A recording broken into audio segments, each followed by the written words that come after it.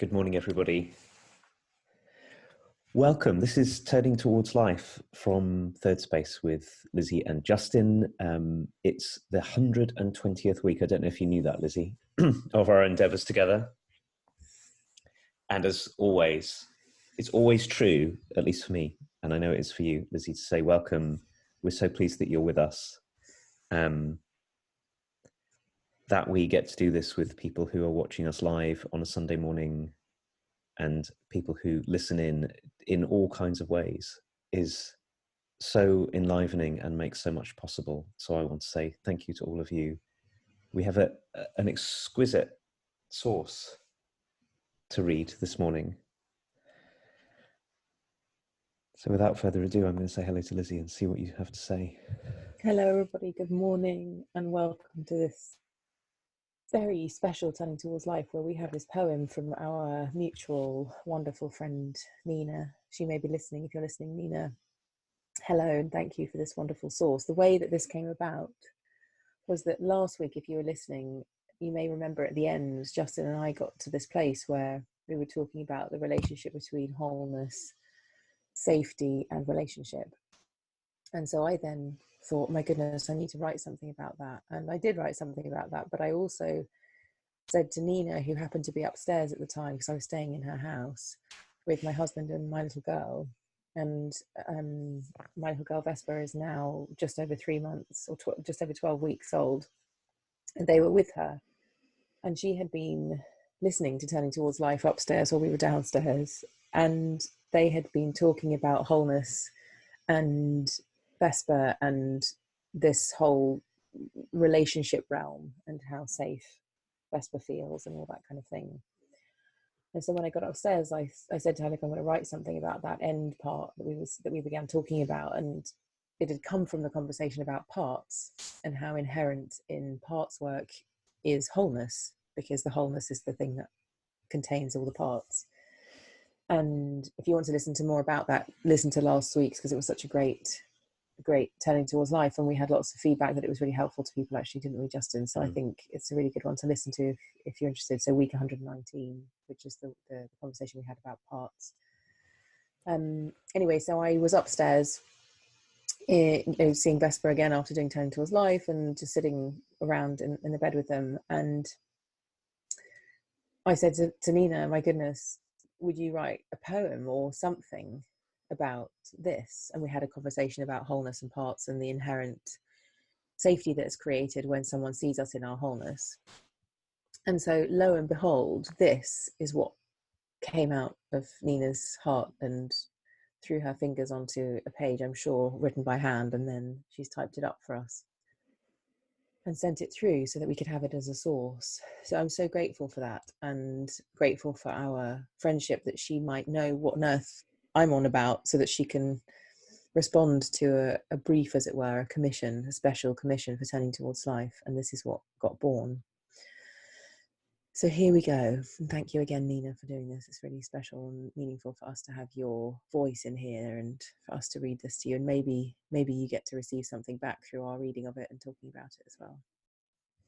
So this is by Nina Sims and it's called Safe and Sound.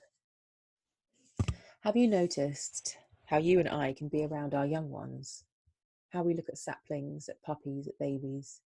No, that's not quite right. We don't look, we behold. I wonder, would you please behold me that way, just for a while? Better still, for a lifetime. I don't mean the cooing or the smiling or the way you might tickle me and tell me I'm delicious, delightful as that can be. I'm talking about the infinite ways you can bring yourself, all of yourself, to all of me. The way you know that I'm whole, safe and sound, just as I am. The way you know that I'm still growing, a forever unfinished body of hope. The way you can be with my sadness, my rages, my strokes of genius. The way you respond to my small-minded, hidden acts of malice, and my colossal acts of kindness with ferocious, truthful lightness. The way you land us both safe on the side of trusting that this both is and isn't my whole story. I think you do all of this out of faith. Am I right? Faith in me, faith that like a holy hologram, the whole is here in every part. Faith in the ragged becoming that I am. But you must also do it out of faith in yourself. Am I right? Faith that you can greet whatever is here and welcome all that is yet to come. Faith in the ragged becoming that you are too. Have you noticed how you and I can be around our young ones? How we look at saplings, at puppies, at babies? No, that's not quite right. We don't look, we behold. And have you noticed how they behold us too? A small, potent, goodness-seeking missile to the heart. I'm not sure which comes first. Perhaps there isn't a first, only an in-between. You're safe and I'm sound. You're sound and I'm safe. Something like that.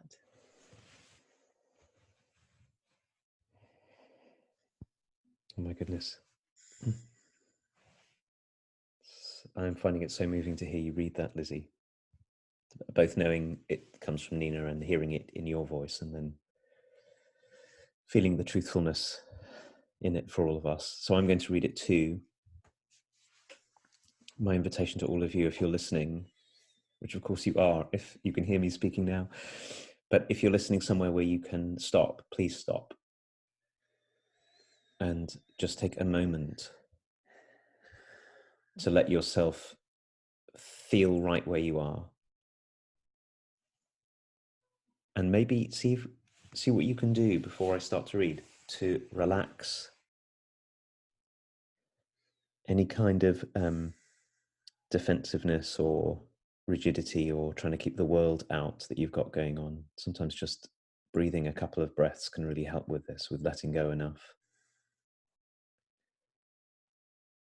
So that Nina's exquisite words can land in a new way. This is safe and sound. Have you noticed how you and I can be around our young ones? How we look at saplings, at puppies, at babies? No, that's not quite right. We don't look, we behold. I wonder, would you please behold me that way just for a while? Better still, for a lifetime.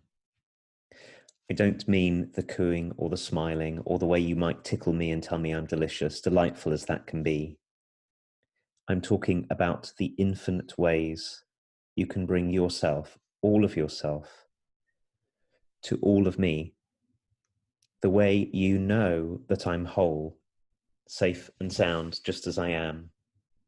The way you know that I'm still growing, a forever unfinished body of hope. The way you can be with my sadness, my rages, my strokes of genius. The way you respond to my small-minded hidden acts of malice and my colossal acts of kindness with ferocious, truthful lightness. The way you land us both safe on the side of trusting that this both is and isn't my whole story. I think you do all of this out of faith, am I right? Faith in me, faith that, like a holy hologram, the whole is here in every part. Faith in the ragged becoming that I am. But you must also do it out of faith in yourself. Am I right? Faith that you can greet whatever is here and welcome all that is yet to come. Faith in the ragged becoming that you are too. Have you noticed how you and I can be around our young ones, how we look at saplings, at puppies, at babies? No, that's not quite right. We don't look, we behold. And have you noticed how they behold us too? A small, potent, goodness-seeking missile to the heart. I'm not sure which comes first. Perhaps there isn't a first, only an in-between. You're safe and I'm sound. You're sound and I'm safe. Something like that.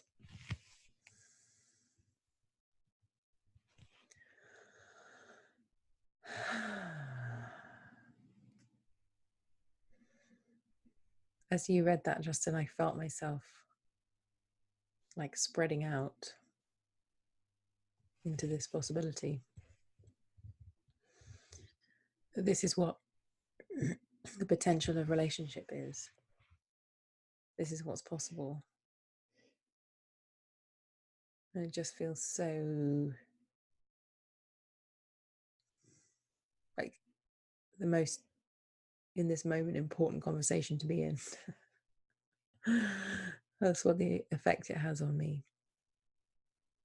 And the way that it's written that allows me to bounce into the me and you, and the you and the me, and what's the difference between those things, and to see that this is a dance and that we are for each other.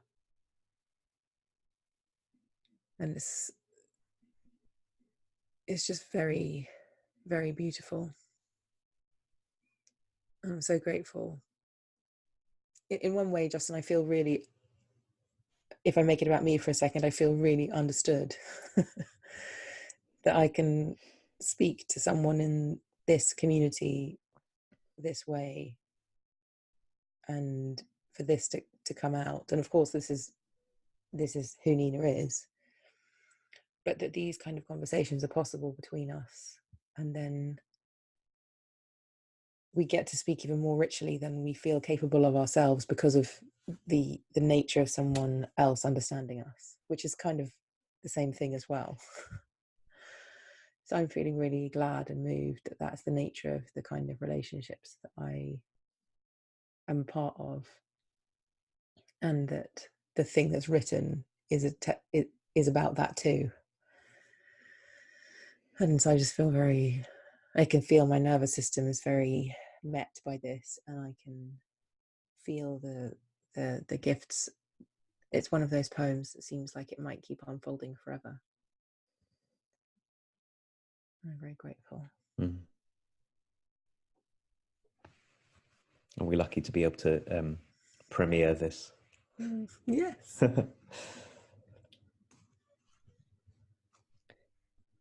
Can feel myself settle too as you were reading, particularly Lizzie, and there's so much to say about this, and also nothing at all, because Nina's words catch so much. But the thing that happened for me, and then the thoughts that got going from it, hearing you read, and actually reading this the first time when Nina sent it to us, is a kind of deep relief. And it's a relief that comes from, among other things, being reminded that, if I start with myself, that I make a terrible mistake about myself that I think all of us make one time or another, or maybe lots of times, which is I identify myself with just part of me. So the part that's really afraid, or the part that wants to control everybody else so that they'll always love me and will never go away. I get really identified with that part.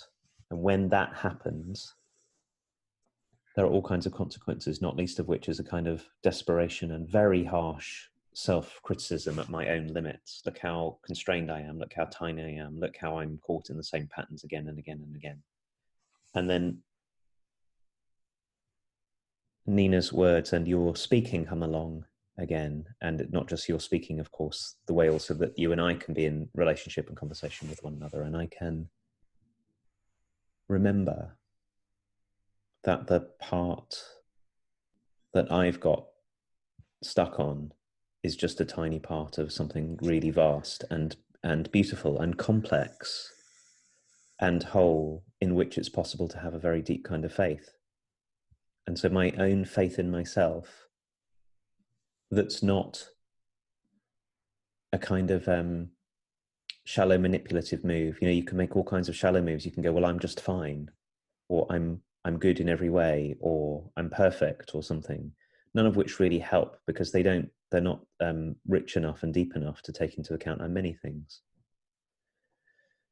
So when Nina says it's about faith, that there's a way that we can have faith in others, I so love this line in the middle, like a holy hologram. So extraordinary that, well, we can have faith in ourselves that whatever it is that's showing up is always an expression of something way deeper and way wider.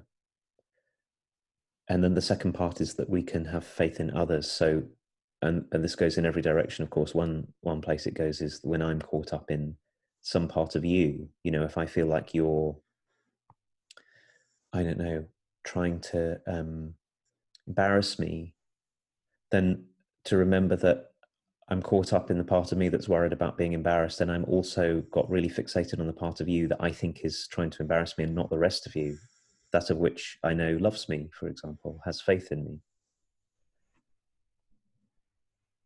So this is a huge invitation to, the image that's coming to me is, when you see in a film or when you're using a camera, you see the camera focus on pin sharp on one tiny bit, but you can see that there's the rest in soft focus behind, because camera lenses do that. It's a reminder to us that the soft focus behind is as present and as real and way, way deeper and more whole than the particular part that's come into view. And if we could if we could learn to soften ourselves enough to do that for ourselves and one another, how different our relationships would be. All of that, you see, there's a great big swirl of language coming up, but I'm going to stop there and where we are together. Yeah, I'm finding it really difficult to focus on that, like to focus because it feels so wide, this what we're talking about, and feels like we're talking about that very thing, the soft focus. Just such a lovely metaphor. And what you just said about the soft focus feels like a possibility that we could, like if we are the soft focus for each other, if we are the wideness in which all of you is welcome, if I am the wideness in which all of you is welcome, or let's turn that around so I can speak about me, if you are the wideness in which all of I am welcome, what also happens, other than those parts being welcomed, is that because you're being that wideness, I have a chance of feeling that wideness too. Even when I'm in my tiny set of pixels, even when I'm in my frightened, certainty seeking, shutting things down 10 to the dozen mode, if you get into the pixels with me, neither of us got any chance in that moment to be anything other than those reactivity, bouncing back and forwards. You're embarrassing me, I'm feeling embarrassed example that you gave. If we're both in there and not one of us has just a handle on the soft focus somehow, that's going to just be what happens. And of course it is many times, in an argument, in a wrangle, that's what's happening. And poems like this and practices like this are the way that I feel it's possible to reorient in the soft focus way that paves the way for something wholly different to happen than can happen if we're only in those parts of ourselves. And so the power and the beauty of this, of what Nina's writing about, of this field of relatedness that we are, and which folds us out into more than just our reactions to things, but doesn't say that there's anything wrong with the reactions, but accepts them and embraces them. This just feels like life gets possible. That we could be resilient, that we could be reactive, and there's so much more. And we're not trying to get rid of something, we're not trying to change anything, but we're beholding which is a much wider view, a much wider lens, if we're going to use your metaphor of the camera and filming, a much wider lens than just honing in on one thing. And I know in my experience of my personality, when I'm afraid and when things get difficult, my world goes and it gets so small, and I can't, it's like having like serious blinkers on. Like I can't see or feel anything other than the thing that I'm right in. And if I don't have people and practices to widen me out and to soften me away from the little kind of popcorn kernel that I become, it's really hard to not just be that. And so I feel so grateful for this reminder and this possibility for softening in the face of all of our parts, because inherent in who we are is our hugeness that can hold way more than we think from the kernel place. From the popcorn kernel, I don't think any of this is possible. And yet our presence and what we have capacity for is endlessly elastic, and presence and relatedness and holding and beholding is, it's formless in a way, so it can stretch and become and deepen. And this feels like a huge invitation to that, and the invitation to being curious about the dance of it as well, and the interrelatedness of you and me, and any you and me, of what's possible between human beings.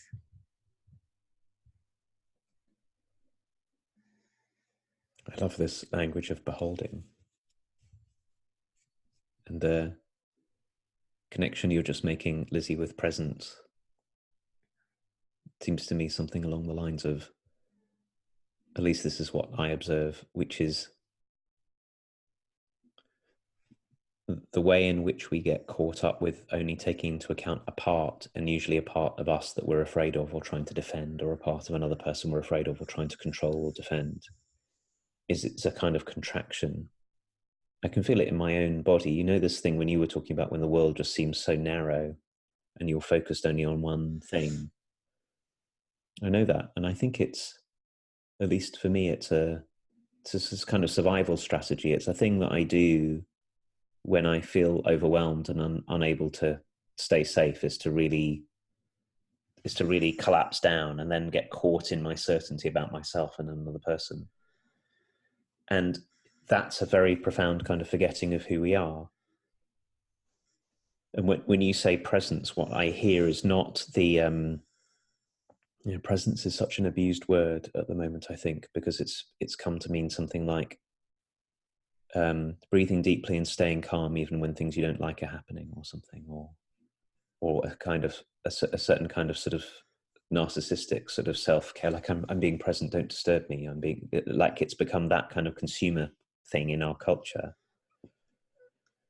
But what I can hear and feel you're talking about is not that, is the depth and width of a human being, that there is something other than our defensive strategies or our narrowness, that what's much more true about us is what Nina is talking about, is something that we can really have faith in, a wholeness that contains something. There's a part in Nina's poem that I really appreciated. I appreciated all of it, but the directness and honesty of saying, the way you respond to my small-minded hidden acts of malice and my colossal acts of kindness with ferocious, truthful lightness. Used to see that our presence, the presence of a human, includes all of that. It includes all the ways we try to trick our way through and manipulate, but it also includes the giant capacity and ever-present kindness that it is to be a human. That we are made of love first, I think. Mm-hmm. So to start to know all of that, to start to learn to behold is, and this is what I was jumping around in me as you were speaking is wondering about, do we know ourselves as safe and sound and other people as safe and sound first? Do we have to do that first in order to be able to do this? Or do we do this in order to know that we are safe and sound and other people are safe and sound? And I think it's both. So the move to let go, which for me is always a bodily kind of letting go, a sort of softening of my own armored front so I can get wider and wider and wider and really feel and see all of you, is exactly what, to behold you is exactly what makes it possible for me to settle into a kind of groundedness and openness and safety, which might then make it possible for you also to feel safe enough to show up. And it's also true that the more I practice widening, softening, opening, and beholding, the more reliably grounded and safe I can be for other people. And all of it actually has a huge amount to do with giving up trying to force anybody to be any particular way. That's what beholding is. That's the connection with the soft. It's both the soft focus and the sharp focus. It's a really looking and soaking in and taking in of so much more of a person than we ordinarily would. And that's what can help us to feel safe. That's the part that's arising for me now. It's this move that can have this happen. Yeah. And actually that couple in the middle, for me, the way you respond to my small-minded hidden acts of malice and my colossal acts of kindness with ferocious truthful lightness, is the essence of safety for me too. I completely agree, Justin. Like if you can be here with my acts of kindness and my acts of malice and accept them equally, I can bring myself forth. But if you say only you being happy is acceptable to me, or only you being functional is acceptable to me, I have to hide those other parts of myself, and that's not to feel safe. And so the way that she has written this ferocious truthful lightness being the thing that welcomes all of someone, all of the parts of you gets welcomed with ferocious truthful lightness. Like in a way, I'm not taking it so seriously that you're being kind, and I'm not taking it so seriously that you're being mean. They're here, and I'm with them, and I'm truthful, and I'm ferocious, but I'm also light. Like that feels to me like a true and deep invitation to a path of human relationship, and how this might be through a lifetime of welcoming each other and creating safety for one another, and to see what might be possible from that kind of cultivation is extraordinary. And actually, I think those two lines is who Nina is. I think she's writing about herself. And she really does do that for people in her life. And so I guess I want to make an invitation as well to all of us, and particularly Nina in the writing of this, is, when we come out with these things, these pieces of creation, maybe we are showing the world who we are. And so if there's any resistance to doing more of this, maybe it's a resistance to revealing our beauty into the world more deeply. And I just want to say thank you again to Nina for writing this and for inviting us into this field that we're now sitting in. I'm certainly now sitting in some beautiful inquiry, and I want to read this more times and more times and more times with as many people as I can and talk about it. It's really lovely.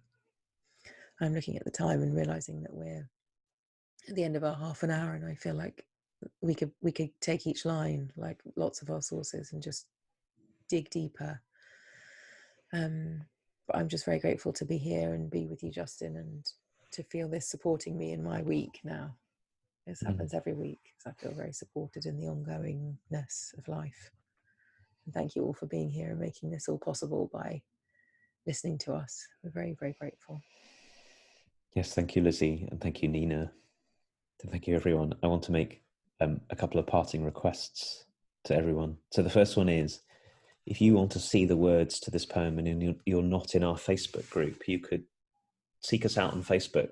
Just look for Turning Towards Life. You can ask to join the group. It's a private group, but we welcome, if you ask us, we'll gladly welcome you in. And you can always watch us live. You can also see the sources always there. But the other place that's more widely shareable is Turning Towards Life. Later on today, the 19th of January, this poem and the video of this conversation will be there. So you can share that around with people. And the other thing I wanted to say is, if you're listening to us on a podcast and would like to leave us a review which says what it's really like for you to listen to this, it really helps spread this around. And it's such a joy to be able to take something like Nina's work and help to spread it around so that other people can benefit from its gifts. So we would love it if you would do that. And we'll look forward to seeing you next week. Thanks, everybody. Bye-bye, everyone. Bye.